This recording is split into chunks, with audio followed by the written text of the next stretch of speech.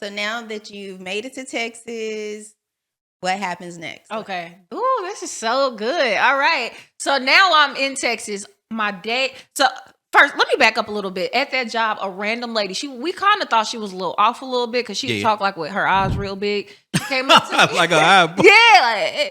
Yeah. So she came up to me. She said, "You're about to move." She said, and I'm not, because I was supposed to be getting evicted. So I was like, "Well, I know that." She said, "No. You're about to move, and when you move," she started getting all goosebumps. Wait, she hit you with the prophecy? Yeah, no, she was just like moving her body. She was scaring me. I'm like, "What is you doing?" She said, "When you move, God is about to bless you." She said, "You're about to have a lot of sacrifice, but God is about to bless you."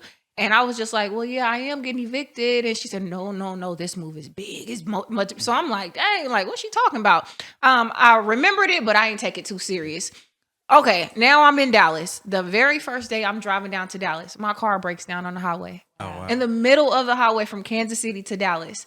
And I'm Had you ever considered moving before then? I had been said I wanted to move to Dallas. Oh, to Dallas. Why Dallas? Because of all places. My friend had just moved from Dallas. I visited her and I was just like, look at this. Like, everybody wasn't mean. It was different. Yeah, it was just bigger, nicer. You say hello, somebody be like, hello. Like, what the hell everybody saying hello about? I had never saw anything like this. It looked like a movie. So you had kind of thought about it before then? And what you're saying is Texas hit different. Yeah, a little bit. I like Texas. Yes. Yeah, I like Texas. I ain't going back. So long story short, car breaks down. My dad ends up picking me up, driving me the rest of the way. I'm working at the job they have now. Oh, let me back up. Start talking to my now baby daddy, get pregnant, and he happens to do taxes. Well, you got pregnant again. Okay. Now all right. So let's catch up. So you work in the government job. Yeah. You have your first son. Yeah. All right. Yeah. I had him. Yeah, I had him before the government job. Okay, you had him before the government job. So Yeah. when you get to the government job, you already have him. Yeah. You're working to take care of him. Yeah. Job goes to shut down. Yeah. Lady says, "Hey, you got to move to Dallas." Yeah. Or get fired and Yeah.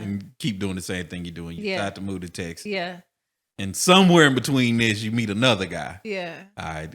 What's this guy? Okay. This guy, my friend was working for him at his tax office. And this is in Kansas City, you mean? No, this year.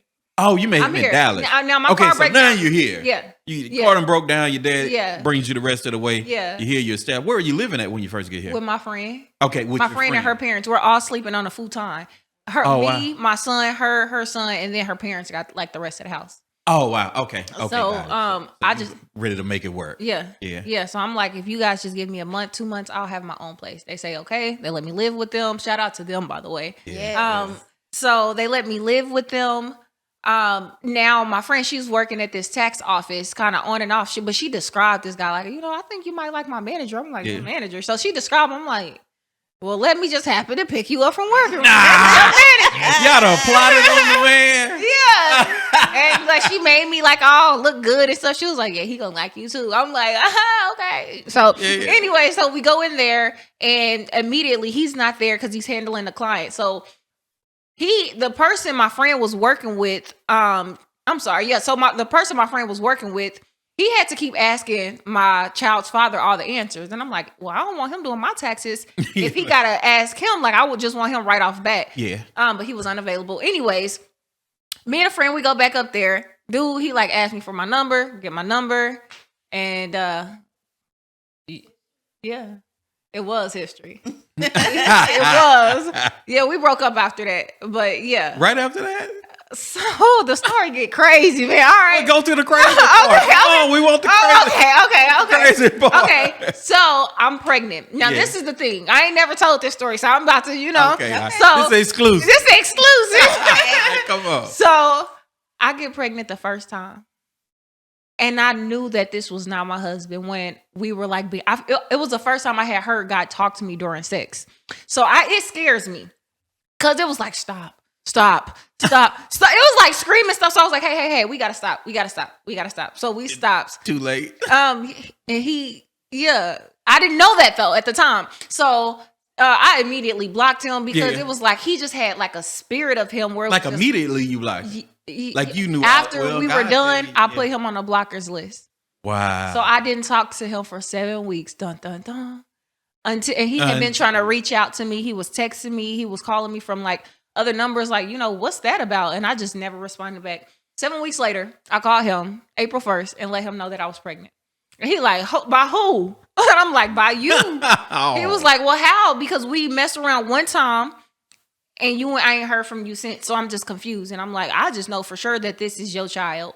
Oh yeah, I know he was suspect. Like yeah. Think about that. Hell nah. Yeah. Trying to plot it. Nah. Yes. But then, okay, and this is the part that like it really makes me feel like, dang.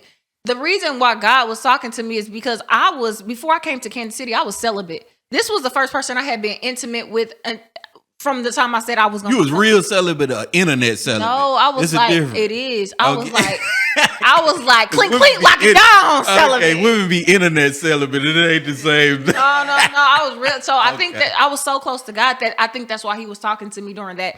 I blocked him. I remember going to my house, crying in the shower. Like, it was like a movie, just trying to rub myself up. Yeah. And I told God, like, I surrendered to God. But anyway, so imagine not knowing. I'm pregnant by somebody I barely even know. Yeah. So I'm knowing him my entire pregnancy. The baby comes. Of course, he like, I need a DNA test.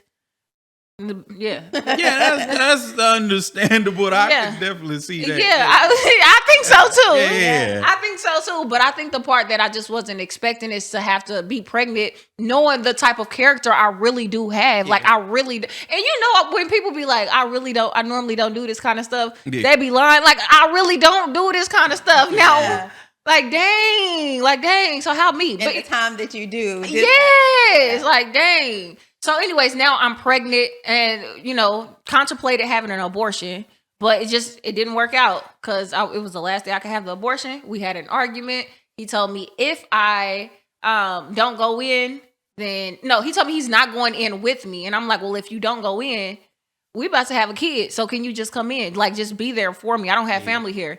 He said no. Wow. That's how my daughter came about. Wow. Yeah. Interesting story. Yeah. So let's fast forward this story. My bad. Yeah. So do y'all have a relationship now? No, we don't. Oh, you don't have a relationship. So but that's not why. So during raising my daughter, getting to know each other, we decided like we kind of cool for each other. So we dated each other. I really liked him. He really liked me. But I didn't know. I've always said like I want a man who makes 6 figures, 7 figures, and blah. He was all of that. He's smart, intellectual, intelligent.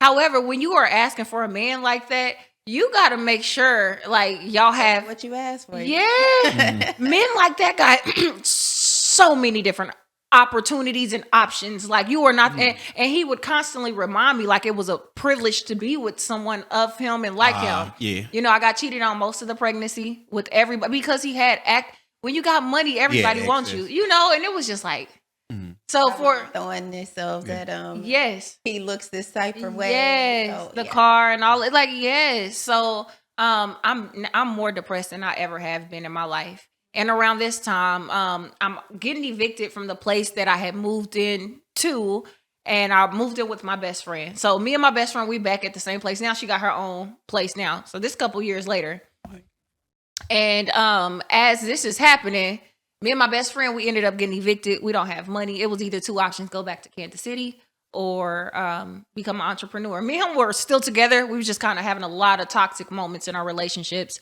I got pregnant again, so now this is my 3rd kid, and it just became like a nightmare because now I'm feeling trapped. He's telling me, hey, listen, if you leave me, nobody's going to want you. If you leave me, you got 3 kids now. If you leave me, I taught you how to do taxes, but you really don't know how to do it by yourself. Like, because I would call him about everything.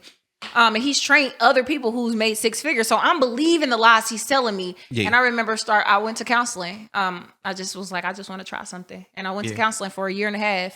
And she helped me. So you worked for him? No. He showed me how to. Oh, he just showed you how to do the tax. Yeah. So that's how you started getting into the tax game. He showed you how. Yeah. What were you just doing it on your own? Or? No. So at this time, I'm evicted. So he put me in my own apartment. He paid up the rent, and he showed me. He said, if you have if you're ambitious, then this will work for you. He said, you have nothing to lose. And I believed that I didn't have anything to lose. I'm like, just show me whatever I need to do. I'll do it. So he put me in an apartment. My first year, he helped me and showed me everything. He worked kind of hand in hand with me.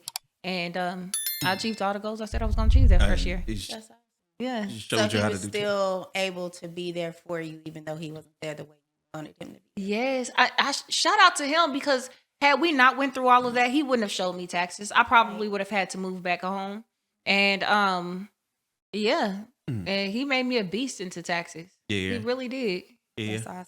So you were just doing them on your own, or how were you doing them early on? When you're in the apartment, you know how to do taxes. Yeah, y'all relationship kind of on the fringe. So he got money. So he put me in my own apartment. He put me in my own office as well. Okay. Now I paid him. I like to say I paid him back for every single dime he ever invested, because that was another thing he would bring up all the time. I made you and blah, blah, blah. Yeah. Well, anyways, I got my apartment. I put on Facebook, I'm going to start doing taxes. Nobody reached out. Every single day, I would come up with templates and I would put them in so many people DMs. He gave me a loan. With the loan, I said, hey, if you come to me, I'll do referral fees. My first year, I probably did. I know I did $80,000 my first year. Yeah. Awesome. And I couldn't believe it, because I had literally went from overdrawn to making $80,000. But my marketing strategies, I was just in everybody's inbox. Everywhere I went, I would tell people I did taxes. I was talking about it all day long. Yeah. And learning it too. Yeah. And then at the end, I would say, hey, are you satisfied? My clients would say, yeah, could you please make me a Facebook review? And they kept doing it. And if you send somebody to me, I'll give you whatever. Yeah. Mm-hmm. So with you saying, I noticed you said that he kept reminding you and kept saying that he made you. How did that make you feel? What? I mean, I believed it. I believed it for a very long time until I went to counseling. It's like the weirdest questions. One of the weirdest but hardest and truth-telling questions is, well, how did that make you feel? Because now you have to say out loud how you feel about what he did. Yeah. After every session. You're talking about the same problem every single time. And it's like, you sure you feel like that? Why do you go back? And then you have to kind of just be real with yourself. So I believed him, and I believed even without him at taxes, I wasn't going to be as successful. But I remember when I left him, I would write letters, like prayers. And I told God, I'm going to leave this relationship. If I leave this relationship, I need you to kind of hold up to your end of this bargain. Like, help me through this, please. And the way God showed out to me, I didn't make that money because God was with me this entire time, and he really helped me. And that's why when I be telling people I'm half hood, I'm half holy, I really am. Like, I give everything I have and glorify Jesus because of what he did to me. But at the same time, I will knock a nigga out if I have to. Right. Yeah. You know what I'm saying? Yeah. Balance. Right. Yeah. Exactly. Yeah. Balance. Yeah. Yeah. So you were completely on your own. You basically cold turkey kind of threw you out there. He was with me the first year. Okay. I left him the third year. Mm-hmm. The third or fourth year. I don't know. Okay, third or fourth year. So you early on through there, he was still kind of around a little bit. Yeah, he was for everything. Okay. I call him about everything. Yeah. Hey, what do I do about this 1099? How do I attach it? Yeah. You're like, you just do that. So did you have a plan for saying, okay, I'm ready to leave this relationship and go out on my own, or how did that come about? How did you transition from him kind of funding the operation to just completely being on your own? I kept having dreams, and the dreams I would have, I think they were like by God, it would scare me. Like, I would have dreams that if I did not leave this man, I would get an uncurable disease I could not get rid of. Mm-hmm. So having these dreams, going to counseling, it'd be like, So my thing was, I didn't know how I was going to do it. I just knew I had to do it. I didn't have financially now, and I'm doing okay. I really don't need him as much. And he would tell me, like, ever since you start getting money, you changing. Like, you changing. You act like you don't need me anymore. Mm-hmm. But it would just make me feel like, damn, like, it's not that. It's you just keep cheating on me. Like, why you keep cheating on me? Yeah. But I really didn't have an exit strategy. I just literally, I was about to turn 30. And as I turned 30, I just kept saying, like, you cannot go into your 30s like this. Yeah. You cannot go into your 30s. And then seeing other women that were in their 30s still act a certain way, it was like, I don't want to act like that when I'm 30. I don't want that. I don't want that drama that they bring. Yeah. And that was really on my 30th birthday is when I decided to. On your 30th birthday? Yeah. I cried too. Yeah. Because it was bittersweet. I knew in my heart that I was leaving that time and never coming back. Yeah. I knew it. So I cried. He thought I was crying because, like, we were arguing. I was crying because I knew I was really leaving. Yeah. Yeah, I knew it. And he told me, if you leave me, I will not help you take care of the kids. I want you to know this. I will not be there. And to know that he was serious about that, because he would show me when we broke up. Mm-hmm. I didn't think that he really would, but he stood on that, you know? Yeah. So y'all don't really have a relationship. No, even when I like reach out, nothing. Mm-hmm. Yeah. It's his loss though. Right? Yeah, it's his loss.